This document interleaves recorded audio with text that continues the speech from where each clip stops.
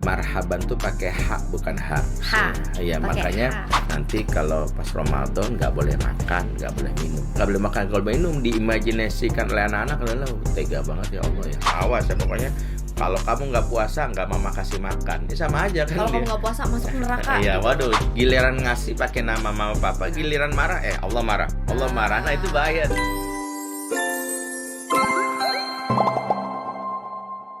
Assalamualaikum warahmatullahi wabarakatuh. Apa kabar semuanya? Aku Caca Frederika bersama dengan Ustadz Bendri atau Ajo Bendri. Alhamdulillah kita bakal ngobrol santai aja sama Ustadz Bendri tentang berhubungan dengan parenting buat ibu-ibu milenial dan buat generasi Z juga nih ya gitu, tentang parenting, hubungan kita terhadap bapak kita, ibu kita gitu ya, dan keterkaitannya juga dengan bulan Ramadan. Nah, salah satunya nih Ustadz Bendri, gimana cara kita mempersiapkan mental dan spiritual sebelum berpuasa buat diri kita dulu, kemudian buat anak-anak. Bismillahirrahmanirrahim. Poin pertama adalah mengapa Ramadan itu disambut oleh sebagian besar kaum muslimin dengan kalimat marhaban. Marhaban ya Ramadan. Kalimat marhaban itulah yang melatar belakangi istilah tarhib. Ya, tarhib itu kan dari kata rohaba, ya yarhabu, ya artinya memberikan kabar gembira. Artinya bedakan tarhib sama tarhib ya. Makanya marhaban tuh pakai H bukan H. Kalau pakai H itu namanya ancaman. Kalau tarhib tuh kabar gembira. H. Ya, makanya H. marhaban itu sebenarnya sebagian para ahli bahasa menyebutkan itu sambutan istimewa untuk tamu spesial. Jadi kalau tamu yang datangnya biasa-biasa saja, tidak memiliki hubungan emosi dalam diri kita, biasanya disambutnya dengan ahlan wa sahlan. Tapi kalau dia punya kedudukan yang istimewa dalam hati sampai marhaban itu. Marhaban tuh saya nungguin kamu loh gitu. Itu sampai disebut marhaban. Itu maka ketika kita menyebut marhaban ya Ramadan, itu sebenarnya hati kita benar-benar merasakan ada getaran untuk udah nantiin banget gitu ya. Benar-benar kita merasakan bahwa menantikan. Nah, kenapa kita menantikan? Karena ada bayangan-bayangan tentang hal yang indah di sana. Nah, buat anak-anak kita itu, kalau anak-anak kita tidak terbiasa, tidak mengenali Ramadan itu dengan benar, ta'rif tentang Ramadan yang tidak bagus, maka bisa jadi yang muncul adalah Ramadan itu menjadi sesuatu yang menyebalkan, mengesalkan.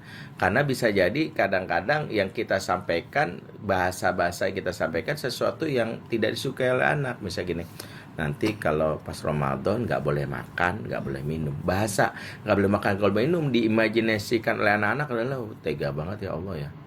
Kok aku sampai yang makan nggak boleh makan, nggak boleh minum. Padahal bahasa yang harus kita sampaikan adalah Masya Allah, Allah ingin kamu makannya teratur, diatur. Makannya itu diatur mulai dari jam sebelum subuh ya, biar kamu ada tenaga. Nanti melatih diri, nanti nikmatnya itu pada saat nanti berbuka. Jadi bukan nggak boleh makan, tapi jam makannya diatur gitu. Jadi bahasa-bahasa itu membantu cara penyampaian. Karena kan banyak sebagian besar anak-anak itu yang dengan komunikasi yang orang tua sering sampaikan justru menjadikan Ramadan itu sesuatu yang sebenarnya istimewa, menggembirakan, membahagiakan, itu menjadi sesuatu yang menegangkan, mengancam. Dan itu bukan pola komunikasi yang diajarkan Nabi Islam. Karena Nabi saja, Nabi itu kan oleh Allah disebutkan wa ma arsalnaka illa mubasysyiran wa nadhira. Tidaklah engkau diutus Muhammad kecuali kasih kabar gembira. Baru peringatan. Jadi kabar gembira harus lebih sering, dan itu yang Nabi sering sampaikan kepada para sahabat, basyiru wa la tunaffiru. Beri kabar gembira, jangan bikin orang lain kabur gitu. Jadi perbaikan komunikasi yang kita sampaikan kepada anak itu menentukan bagaimana persiapan dia untuk itu. Sehingga yang kita harus pahami adalah bagaimana di bulan Sya'bannya, misalnya ketika anak-anak nanti mau masuk bulan Ramadan, dia sudah diberikan sesuatu yang menggembirakan, masya Allah. Misalnya ekspresi bahasa tubuh kita, Bunda tuh seneng banget. Kayak misalnya 30 hari lagi atau 25 hari lagi mau datang bulan yang istimewa banget loh. Sampai kalau perlu kita bisa bikin kayak kalender countdown itu yang kita tinggal setiap hari kita robek gitu untuk membuat anak-anak merasa kenapa sih nah 20 hari lagi, 19 hari lagi, Membuat menjadi sesuatu sesuatu yang yang sangat istimewa. Jadi exciting dan ditunggu-tunggu betul gitu. Jadi gitu. anaknya sangat excited Nah, banget nih ketika gitu. excited itu apa sih? Nah, barulah jelaskan apa-apa yang menggembirakan di bulan Ramadan. Bahwa kita akan terbiasa untuk rajin bangun pagi gitu ya. Yang kedua, insya Allah setiap selama Ramadan kita akan sering makan bersama. Namanya di acara buka bersama. Kan kalau selama ini ayah sibuk banget ya misalnya. Nanti kita ada kesempatan makan bersama. Dan paling penting adalah saat buka bersama itu kamu boleh request menu gitu ya. Apa yang kamu paling suka. Ya kalau Bunda tuh sukanya es kelapa muda gitu ya misalnya. Kalau Mami misalnya sukanya adalah misalnya ayam goreng atau apa. Hal-hal seperti itu boleh kita sampaikan di awal untuk dalam rangka apa. Tapi yang paling penting adalah di bulan itu adalah setan-setan nggak berkeliaran. Kita akan bertemu dengan teman-teman yang beramal soleh. Ibunda pengen targetin misalnya pokoknya selama Ramadan ini hatam 3 kali misalnya. Selama nanti Ramadan ini Bunda pokoknya kalau lagi nggak halangan pokoknya tarawehnya jalan terus gitu ya. Jadi hal-hal yang kita sampaikan adalah bahasa-bahasa yang menunjukkan orang tua sendiri punya kegembiraan. Jadi kalau bahasa orang tua sejak awal gini, aduh pas misalnya nggak sengaja ke tangan, aduh Ramadan mana uang belum ada gitu ya. Anak Nah, kecap gitu. nih. Anaknya ngelihat gitu ya. Iya. Jadi kesan ekspresi orang tua yang stres menghadapi Ramadan juga diterima oleh anak. Dan itu sangat mempengaruhi mana nanti bukanya pakai apa ya. Sebenarnya kan kalau kita pun nggak punya uang, kita melihat hal-hal positifnya aja. Misalnya adalah bisa berhemat, bisa bersama warga untuk makan bersama. Bisa sholat seperti itu. tarawih, Bisa sholat bisa tarawih apa dan seperti gitu. itu. Masya Jadi Allah. persiapan mental dan spiritual yang kita berikan itu memang adanya di bulan Sya'ban.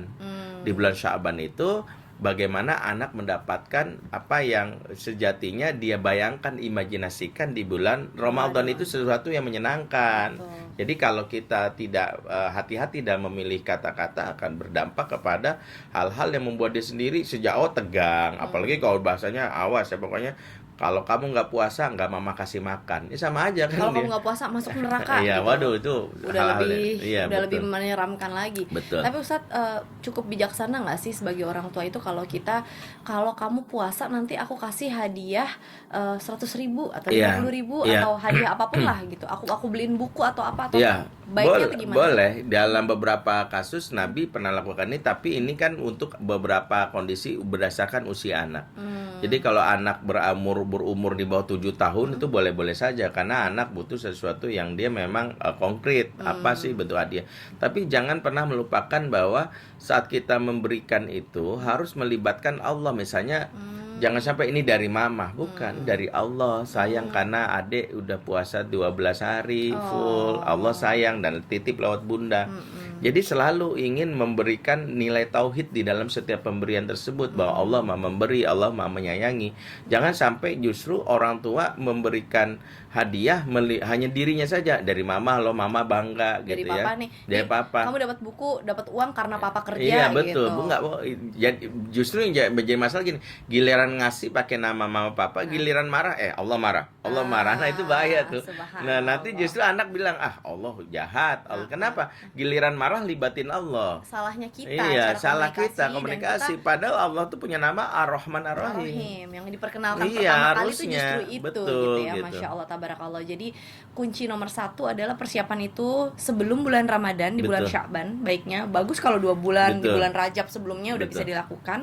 Kemudian kita sebagai manusia itu harus bisa sebagai publicist, Gitu. sebagai komunikator yang baik gitu ya. Betul. Kalau kita lihat artis-artis Hollywood Betul. misalkan orang-orang besar aja itu orang-orang yang di kerajaan mereka pasti punya publicist. Betul.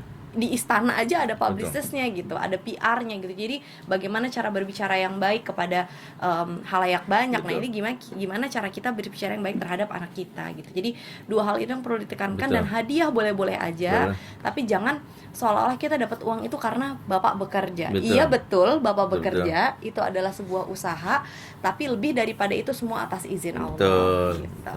Jadi insya Allah ini manfaat, dan kita nanti masih bakal ketemu lagi dan ngebahas tentang bagaimana sih membuat Ramadan ini menjadi seru, menyenangkan, dan indah di mata anak-anak kita. Insya Allah. Wassalamualaikum warahmatullahi wabarakatuh. Jazakallah khair Ustadz. Terima kasih.